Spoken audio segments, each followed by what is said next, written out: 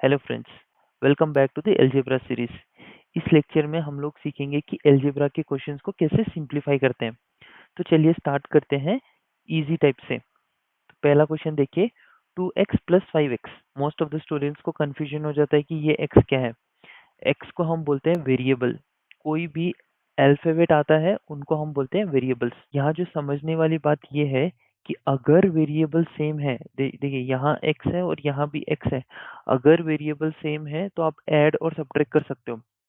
अगर वेरिएबल्स अलग है तो आप उसको एडिशन और सब्ट्रैक्शन नहीं कर सकते हो। अभी देखिए, x एक वेरिएबल है, y एक अनदर वेरिएबल है, एक्स स्क्वायर एक डिफरेंट वेरिएबल है, वाई स्क्वायर डिफरेंट वेरिएबल है, कुछ भी हो सकता है।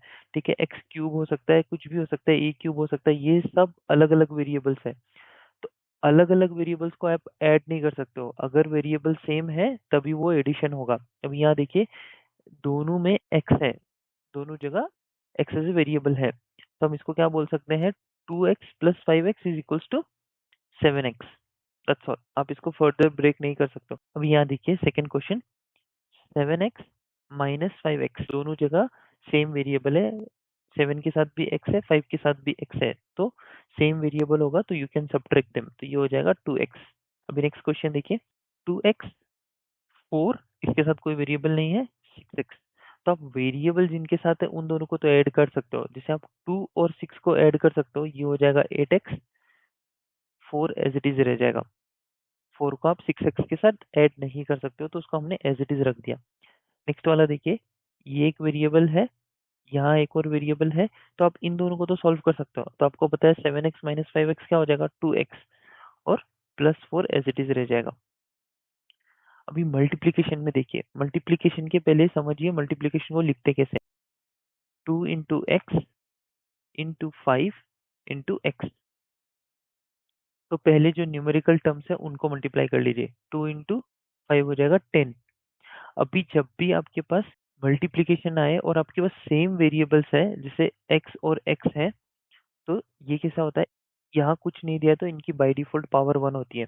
तो जब एलजेब्रा में मल्टीप्लिकेशन आए तो इनकी पावर्स को हम ऐड करते हैं, एडिशन होता है, तो ये हो जाएगा एक्स स्क्वायर, तो ये हो जाएगा 10x स्क्वायर।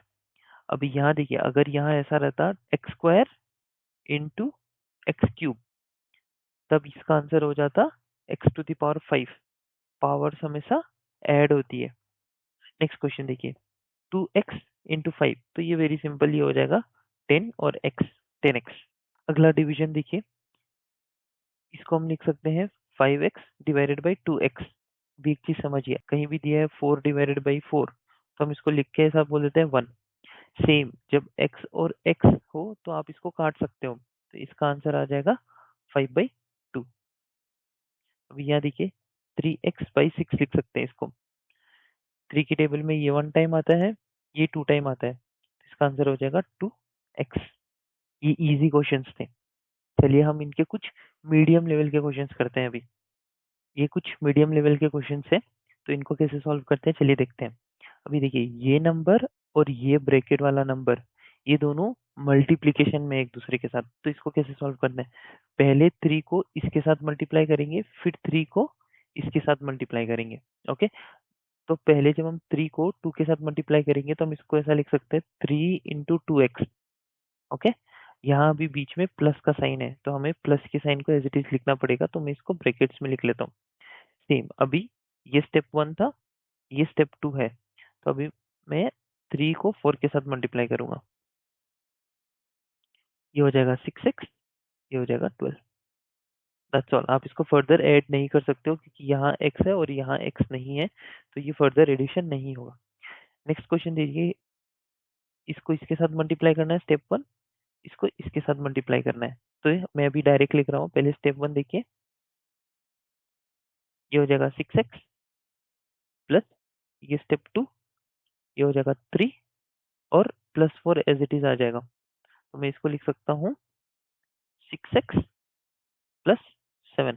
ये अभी फर्दर ब्रेक नहीं हो सकता है। इस क्वेश्चन को सॉल्व करते हैं, स्टेप 1 एंड स्टेप 2। यहाँ देखिए, ये हो जाएगा 6x, यहाँ माइनस है, तो एज इट इज माइनस नीचे आ जाएगा, फिर 3 इंटू 4 स्टेप 2 सॉल्व करेंगे, ये हो जाएगा 12। नेक्स्ट क्वेश्चन, सेम क्वेश्चन है, बस मैंने यहाँ माइनस ऐड कर दिया है, स्टेप 1 एंड स्टेप 2। तो ये हो जाएगा 6x माइनस 3 प्लस 4। इसका आंसर हो जाएगा 6x 4 माइनस 3, ये हो जाएगा +1। ये मल्टीप्लीकेशन गया, मैंने पहले भी बताया था मल्टीप्लीकेशन को हम ब्रेक कर लेते हैं, तो इसको मैं लिख सकता हूँ 3 into m into 5 into n into 2।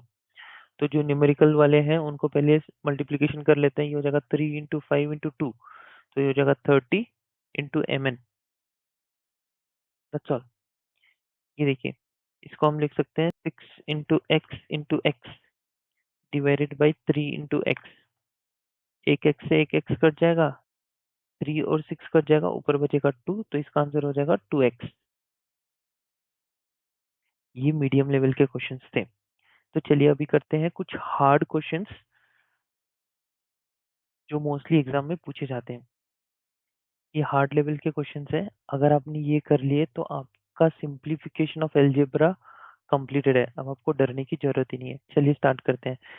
Same methodology use करेंगे। पहले इसको इससे मल्टीप्लाई करेंगे एंड इसको इससे मल्टीप्लाई करेंगे, तो ये क्या हो जाएगा 6x plus 3।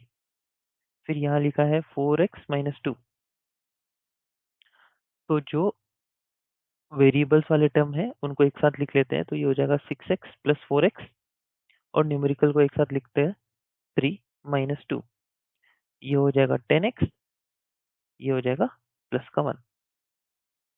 As simple as that. ये क्वेश्चन बहुत इंपॉर्टेंट है, बहुत लोग इसमें कंफ्यूज हो जाते हैं। ठीक है, इसको देखिए कैसे सॉल्व करते हैं। सेम इसको इससे मल्टीप्लाई करेंगे, इसको इससे मल्टीप्लाई करेंगे, तो ये हो जाएगा 6x प्लस 3। यहाँ तक तो हम सॉल्व कर ही रहे थे। यहाँ माइनस आ जाता है, तब ये क्वेश्चन थोड़ा कॉम्प्लिकेटेड हो जाता है। यहाँ प्लस था तो हमने एज इट इज लिख दिया, अभी यहाँ माइनस है, तो ये देखिए -2x के साथ मल्टीप्लाई होगा। ओके, तो ये हो जाएगा -2x। -2x -1 के साथ मल्टीप्लाई होगा, तो ये हो जाएगा प्लस का 2। माइनस माइनस प्लस हो जाता है। सेम अभी हम वेरिएबल्स वाले टर्म्स को एक तरफ लिख लेते हैं और न्यूमेरिकल वाले टर्म्स को एक तरफ लिख लेते हैं, तो ये हो जाएगा 4x प्लस 5। इस एल्जेब्रा को देखिए कैसे सॉल्व करते हैं। मैंने पहले भी बताया था, इनको हम लिख लेते हैं 3 into m into 2 into n into 4 into m. अभी न्यूमेरिकल वाले को पहले मल्टीप्लाई करते हैं, ये हो जाएगा 3 टू ज़ा 6, 6 टू ज़ा 24। अभी m कितने हैं, m यहाँ एक है और यहाँ एक है, तो ये हो जाएगा m स्क्वायर, और यहाँ n एक है और यहाँ n एक है, तो ये हो जाएगा n square. Done, that's all. इतने ही क्वेश्चंस बन सकते हैं सिंप्लीफिकेशन में। अगर आपको कुछ नहीं समझ आया तो आप मुझे कमेंट सेक्शन में बताइए, मैं उसके लिए एक अलग से वीडियो बना दूंगा। अगर आपको ये सब समझ आ रहा है तो please do subscribe to my channel. ऐसे अच्छे अच्छे वीडियोस देखने के लिए please press the bell icon, ताकि आपको लेटेस्ट अपडेट मिलती रहे।